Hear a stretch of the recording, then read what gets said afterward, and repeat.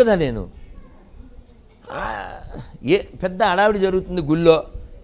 ఏం జరుగుతుంది ఇక్కడ అన్నాడు. తెలీదా నీకు? ఇవాళ ప్రతిష్ట అన్నాడు. ఎవరు చేస్తున్నారు? మా రాజుగారు అన్నాడు. మీ రాజు? నేనెవరు ఇప్పుడు అన్నాడు. నువ్వెవరో మాకేం తెలుసు అన్నాడు. ఆ రాజుని పిలవన్నా అన్నాడు. ఎవరా రాజు? ఎందుకు? విద్యాపతి. ఈ కాలం చాలా జరిగిపోయి ఈ విద్యాపతి చచ్చిపోయి మళ్ళీ పుట్టి దాన్ని రాజు అయ్యాడు. ఇంతకీ ఈ గుడి ఏమైంది? ఇసుకలోకి అప్పిడిపోయింది.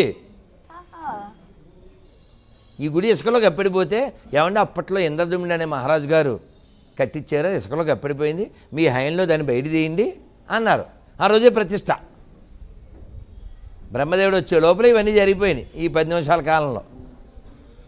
ఈయనన్నా నేను కట్టిస్తే నువ్వు ప్రతిష్ఠ చేయడం ఏమిటి? అప్రతిష్ట అని రమ్మను అని కొట్టేసుకుంటున్నారు ఇద్దరు. నేను రాజునని ఈయన ఆయనను. అప్పుడు కాకభూషండి ఎవరు? ఓ కాకి.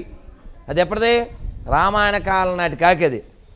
అది కావు కావు అంది. ఏమంటుంది? రామ్ రామ్ అంటుంది. అది రామ్ రామ్ అంది.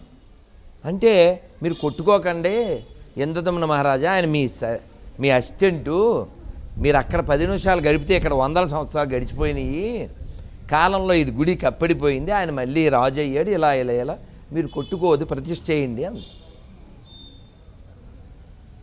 అలా జగన్నాథుడి యొక్క ఆలయం ప్రతిష్ఠ అయింది.